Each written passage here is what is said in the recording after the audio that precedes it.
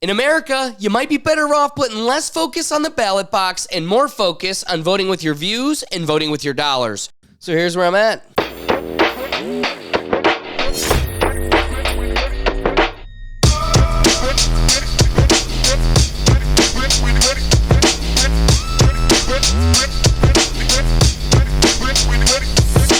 In a heavily capitalist society like the United States, voting with your views and voting with your dollars can, in many ways, have a more immediate and tangible influence than the traditional act of casting a vote every few years. This will change the balance between consumer power and corporate influence, transfer the political power back to the market's influence, fight against corporate-backed narratives in the media, bridge the gap between political representation and economic power, and promote economic equality and public influence. First, consider the impact on consumer power. In a capitalist system, businesses and corporations hold immense power, often more than the government in terms of daily impact on individuals' lives. What people buy, how they spend their money, and where they direct their financial support can shape industries, create jobs, and drive economic and social trends. When you vote with your dollars, you're effectively choosing which companies and industries thrive and which ones struggle. For instance, if consumers flock to electric vehicles, it drives the growth of that industry, pushing automakers and energy companies to adapt to sustainable practices. If people choose to boycott companies with poor environmental or labor practices, it sends a message to corporations that they must change to retain their customer base. This kind of economic democracy shapes the market forces that govern much of people's daily lives, from the products they buy to the way companies operate and treat workers. Anheuser-Busch learned real quick that the consumer base they built over the course of a century and a half doesn't support Bud Light partnering with a transgender content creator that directs sexual content towards little girls. And instead of listening to the consumer base, the feminist activist CEO doubled down by mocking the consumer base that already fuels the company by saying she wanted to, quote, attract younger drinkers to come and drink this brand, and that they need to evolve the brand to be more inclusive because Bud Light had been a brand of fratty and out-of-touch humor. And yet she was faced with a humbling experience when Anheuser-Busch was forced to let her go after losing $27 billion from the consumer boycott. Comedians like Shane Gillis, Tony Hinchcliffe, and Joe Rogan have proven that individuals and their art can be uncancelable as long as there's a massive audience willing to support them. I mean, Shane Gillis, for example, was canceled from one of the largest icons of old media, Saturday Night Live, and in the underground internet market became one of the largest comedians in the world. So large that he came back to host Saturday Night Live, and ironically, through all of this independent stardom, he secured a massive deal as an ambassador for Bud Light, resurrecting the brand from its financial hole brought about by the boycott and restoring its relationship with the fan base it originally tried to turn its back on. Secondly, you'll promote market influence over political policies. In this capitalist system, large corporations often have greater influence over policymaking than individual voters. Corporations and industry lobby groups pour significant money into political campaigns, shaping public policy in their favor. This creates a system where political decisions often reflect corporate interests and not necessarily the will of the people. So voters may feel their ballots don't count as much as the dollars that big companies and interest groups spend lobbying for their preferred policies. Additionally, the economic behavior of consumers can indirectly influence politics. For example, if there's a large shift away from allowing men to compete in women's sports, politicians may feel pressure to align with that trend by introducing favorable policies, even if corporate lobbyists are pushing for the opposite. Similarly, if people become more concerned about issues like income inequality, they may begin supporting movements that advocate for higher wages, better work protections, or changes to taxation, even if that isn't favorable, again, to their lobbyists. If these ideas gain traction, they may eventually show up in the political platforms. In the end, that tide is guided by where the money is, and we continue to give the corporations the money to steer that tide. If you don't like Apple having a larger influence than you, stop giving them the money to steer that tide. Conversely, if you appreciate the policies promoted by someone like Elon Musk, supporting products from Tesla, the Boring Company, and Twitter, empower him to have more influence in the global arena that competes against these corporate interests. But there's a public perception that that was part of a apology tour, if you will. That this had been said online. There was all of the criticism. There was advertisers leaving. We talked to Bob Iger today. I hope they stop. You hope? Don't advertise. You don't want them to advertise? No. What do you mean?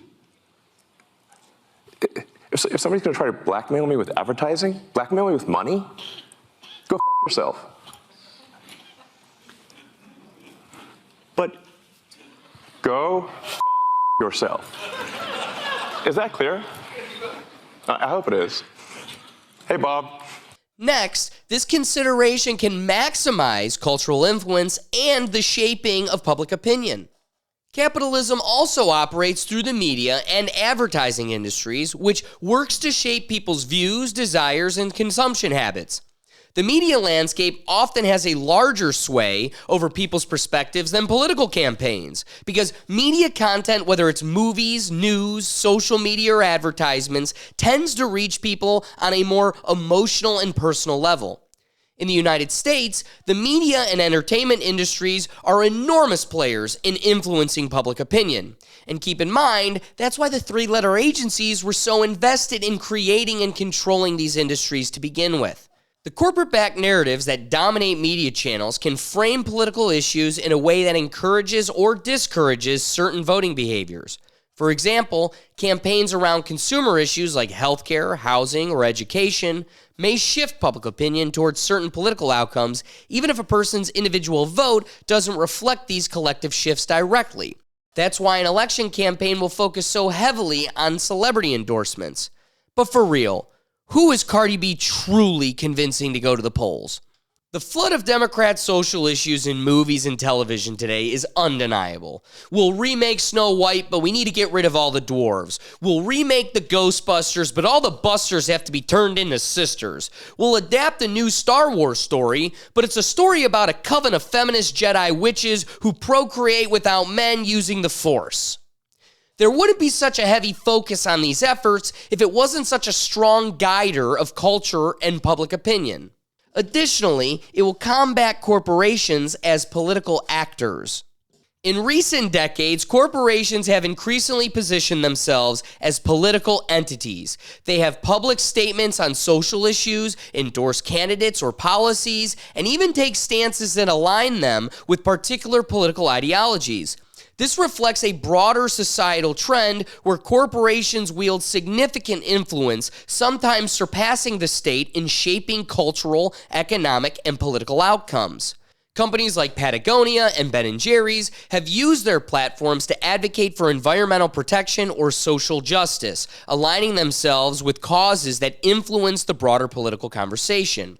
In this way, a company's corporate policies and public stances can impact the political landscape far beyond the votes cast by individuals. However, the majority's will can easily supersede a company's corporate policy and public stance when that power is truly realized. For example, there are many who agree with the underlying political position Ben & Jerry's presents, but they may disagree with some of the rhetoric they use, politicians they support, or financial decisions the company acts upon. When Ben & Jerry's started making controversial political decisions, like refusing to sell its products to Israelis on the West Bank and tweeting on the 4th of July that the United States exists on stolen land and needs to be returned, its parent company, Unilever, had to, quote, rid itself from a longtime headache due to the fact that the subsidiary's activism has continued to tarnish the brand.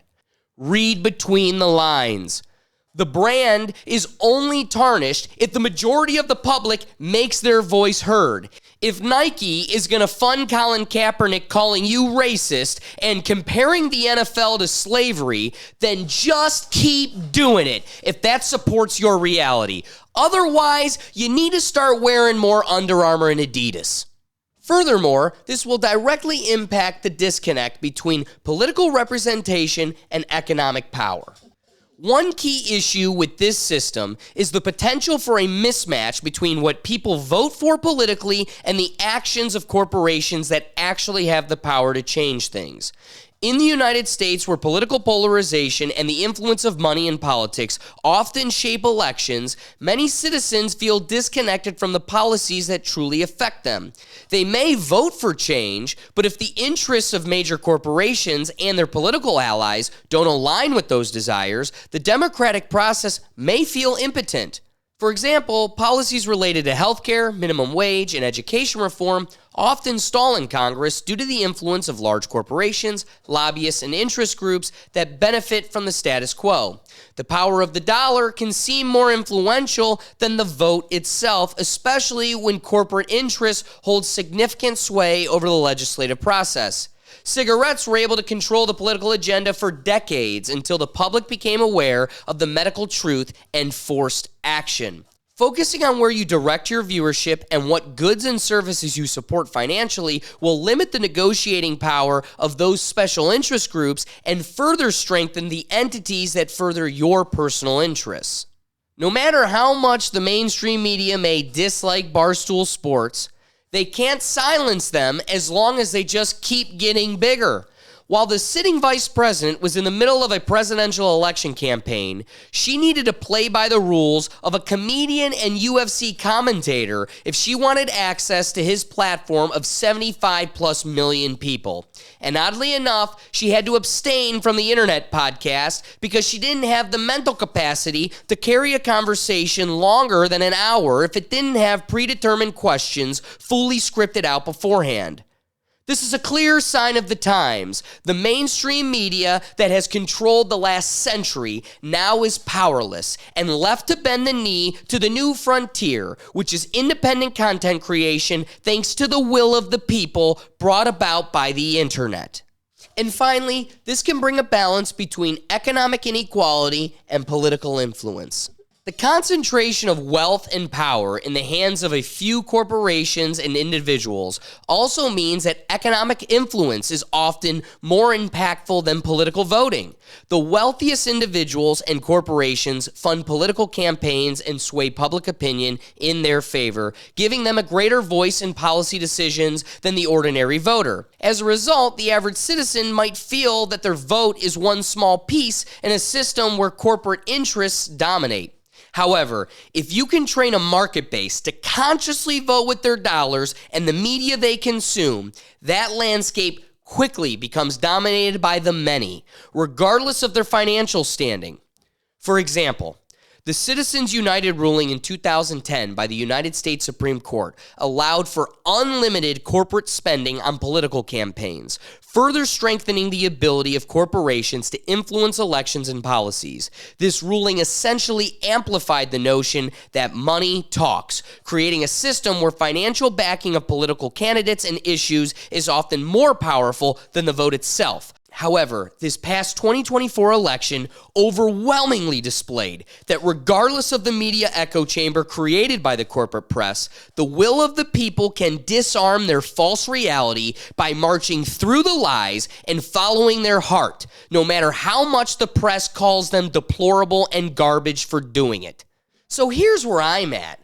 Why do you think they make it illegal for workers at mass meat factories to share videos of the practices at their factories, like the way they treat the animals and the food they eat, and therefore the food we end up eating? Because an entire industry can collapse as fast as the will of the public changes their mind. So, like cigarettes, the longer it takes for you to become aware of what you're actually consuming, the longer they can keep shoveling the cash.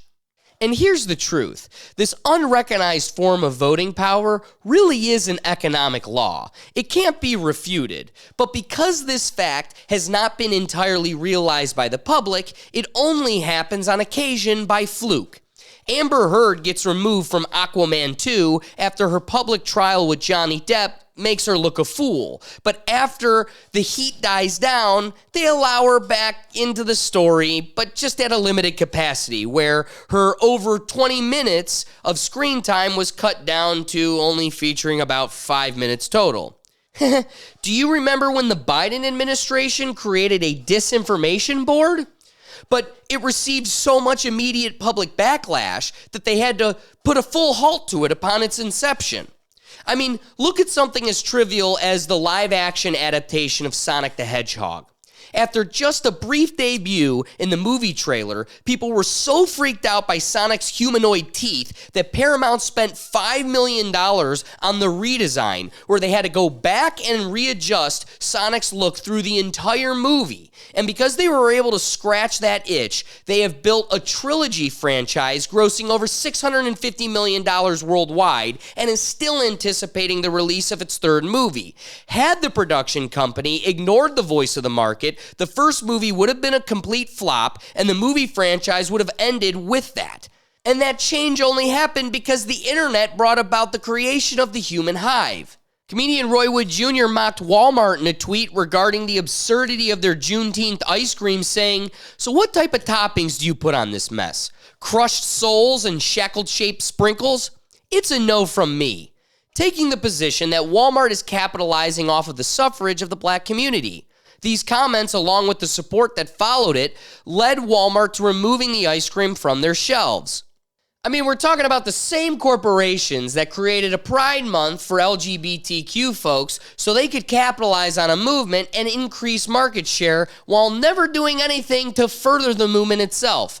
All that money spent by the happy Pride members never finds itself back into the community, but rather lining the pockets of the corporations that immediately abandoned the movement on July 1st. If these were issues they really cared about and not just a marketing scheme, then why are their logos never rainbowed on the accounts and locations in all the other countries across the world?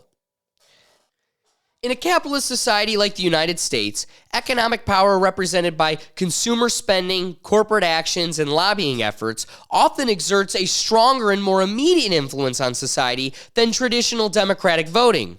While elections do matter, the financial decisions people make, the media they consume, and the corporations they support or boycott can have a far-reaching impact on the political and social landscape. Thus, in a way, people are constantly voting with their money and values, affecting policy and societal change in ways that go beyond the ballot box. This can create a system that disarms corporate lobbying groups and allows our collective economic forces to shape the world. So here's where I'm at.